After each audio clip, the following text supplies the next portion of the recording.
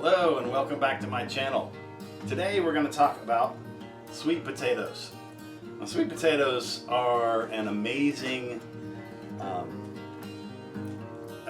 nutritious addition to your diet. They've got all sorts of great stuff for you. They don't have the bad reputation that white potatoes do, because white potatoes have so little nutrition for you that's in the white part of the potatoes. The skin has a lot of nutrition for you, but these guys have got all sorts of good stuff for you everywhere, in the skin, which you can eat, and in the meat of the potato as well, and in the greens of the potato. The entire sweet potato plant is edible. So one of the strategies that I'm employing is to grow greens that will grow well in the hot weather of Florida, which sweet potatoes will. So this morning I've got some work to do. I've got to plant some slips in the garden, and I've got to root some slips. So I want to show you what I'm doing here. Another thing about sweet potatoes that you may not know is that they come in a tremendous number of varieties. Not just the big yams that you see with a bunch of sweet stuff at Thanksgiving. There are all sorts of varieties with different colors. Purple varieties, right? Purple stuff is really good for you. And there's, they're not all giant either. So you can have a reasonable sized potato instead of these giant big things that, well, although giant potatoes serve a purpose, you can also have small ones and get good stuff out of those too. So a couple of varieties that I am planting in my garden. Right now, I am planting these purple oriental ones in the garden. They're called purple oriental, something like that. These guys are another purple variety. The difference in the two, you can see there's a little bit of a size difference and a little bit of a color difference in these potatoes. But here, let me zoom in on these guys so you can see the difference on the inside that's important.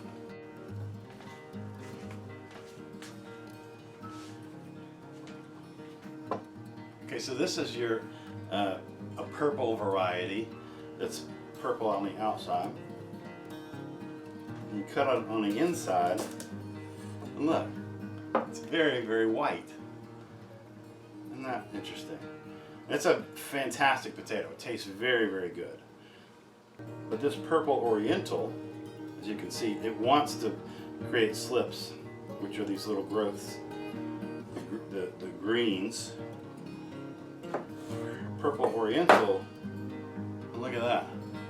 It's very purple on the inside. So it's got all sorts of good nutrients all the way through, great phytochemicals that are going to be good for you for all sorts of things. Nutritionally, anti-cancer, anti-inflammatory. These are anthocyanins, are these purple chemicals that you want, right? So how do you grow sweet potatoes? Well, this is how I grow them. Take a sweet potato, and let me see if I can get this where you can see it. You can see all these roots, and you just put it in some water with the big end down. Actually, this one I cut in half and did it. Big end down, and it makes these slips. These little. The whole bed that I've got planted out there is from this one potato. Got these slips all through the thing. And here's the other half of that potato, right here. And I've had this in here for a couple of months now, and just steady putting plants out into the bed. Now here is another variety that I've finally got some slips. It just took longer. Look at this beautiful pigment on the leaves. This is a jewel sweet potato. It's a giant, right? It just took a lot longer to make any slips. My bed is about filled with potatoes, with vines right now, so I'm only going to have a few slips off this, and I'll show you how to. So you look at this. There's no roots on that, are there? The roots are coming off of the bottom. But so what do I do to get roots on the slips? Again, very simple. I'll show you. Here's another variety. This is that purple variety. That's not the purple oriental. But look at how long these slips are.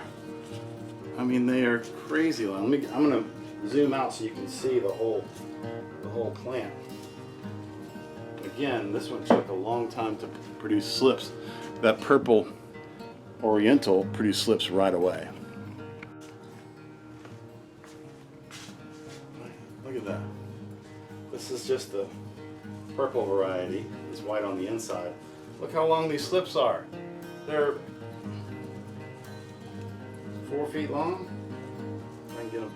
They were actually growing up other plants that were in my dining room. Look at these guys. Crazy. Okay, so here's what you do. You take those slips that don't have any roots and you just throw them into a jar with some water and they'll root just like so many other plants.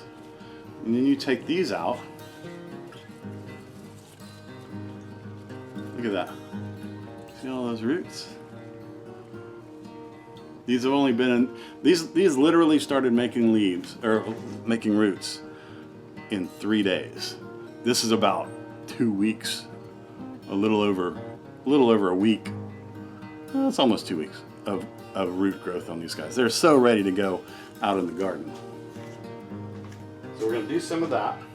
But right now, what I want to show you is how you pull these off of. Oh, see, here's a don't do what I did. So you put the plant with the big end down. I thought, oh well, I'll just put it in this jar and it'll be no problem. Well, look at all these.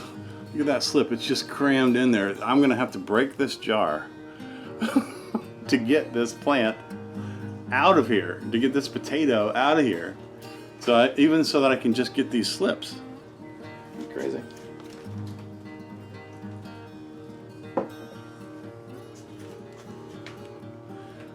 There's my daughter.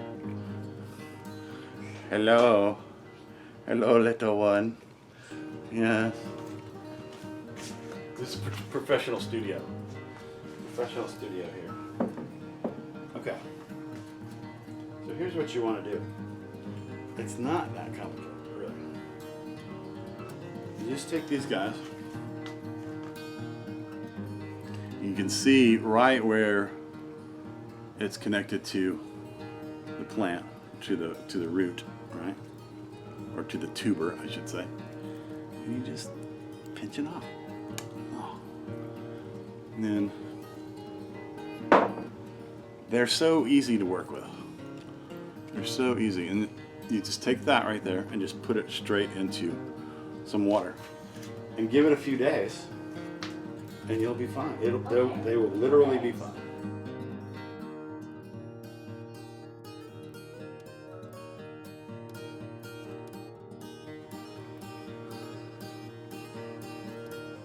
I literally had to go and break that jar with a hammer to get this potato and get these slips, these valuable slips.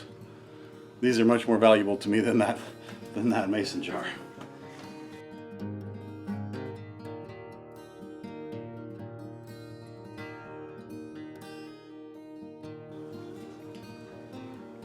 Now, you want to take your slips that are unrooted and get them all at about the same spot.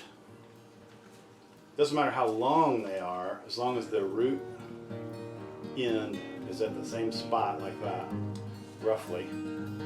Because when you put them in the water, we want them all to be submerged. And what they're going to end up doing is holding each other down into the water because they're bunched up like this, you see? So nobody's going to drown, nobody's going to be out of the water.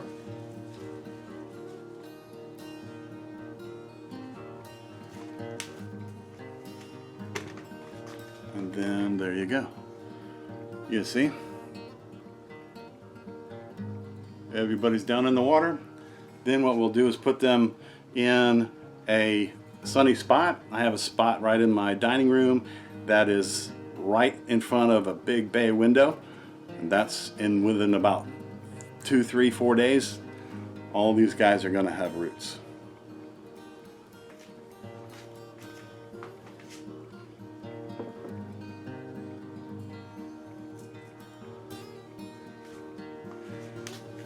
Now, we're going to go out in the garden and plant these slips that already have roots, and we can see that process. Pretty simple, but effective.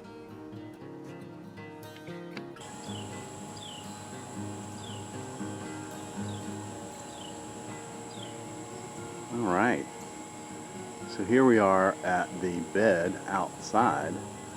You can see that my purple oriental sweet potatoes have really taken off. I've just been taking them and planting the slips when they're ready. And you see they make a bunch of greens. They make a great ground cover, right? So this is an edible ground cover that has edible leaves and edible tubers, right? You can see down here, that's what I'm going to plant in just a minute. All those guys. You see the ones outside look much better, right? You can see that this is just a typical front bed from in anyone's yard. You can see that I had the black stuff down there as a weed barrier, which didn't do a great job. Did at first. You put your bark mulch over there, cedar mulch over it. It looks okay for a while, but I would much rather have this front bed in food production and an attractive ground cover like that than in dead bark and stuff from the palm trees, right? So all that is in the shade of these trees right here. And so you know what I'm going to put there? I'm going to put some longevity spinach and some Okinawa spinach and any shade-loving greens that I can. So about as far as I want to go with my sweet potatoes is about right in here somewhere. And you can see I've already done the work of pulling back the bark.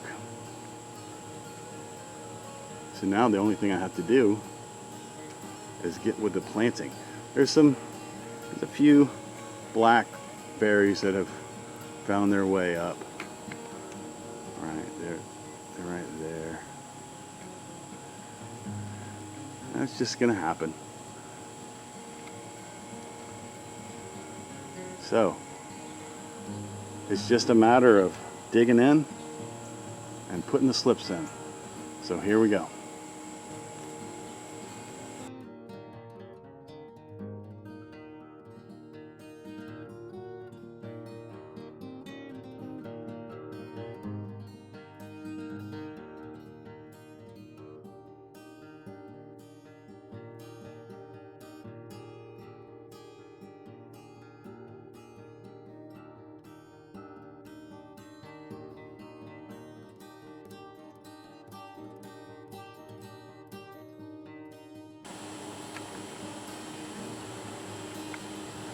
And there you have it.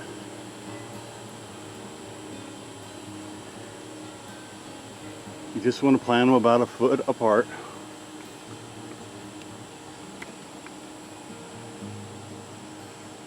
And it doesn't really matter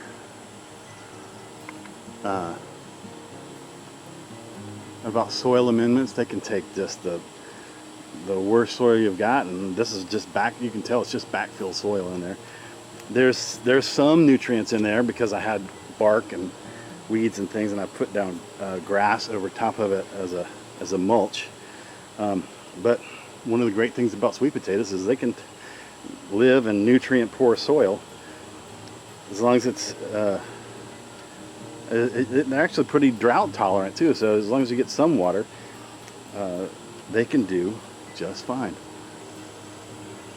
So there you have it. Sweet potatoes are pretty easy to grow. We'll see how they do in this bed in a couple of months. We'll see whether they've made any tubers. I'll keep you informed on that, of course. And for now, they're just going to produce some nice greens for me and my family. As you can see, they're starting to come over the edges, and that's my plan, is just to, as they come out of the bed, I'll just trim them back and I'll eat the trimmings. These guys are doing a pretty good job of covering up the ground. There are a few weeds in here that I could probably pull or just cover up with a little bit of mulch. But they're doing exactly what I want them to do. So go out, get some sweet potatoes, especially the purple ones, the purple orientals. Both of those guys are really, really tasty, and plant them somewhere in your yard. Just, take up some grass, quit growing that grass in your front lawn, and put some sweet potatoes in. It'll be good for you. For now, this is my garden.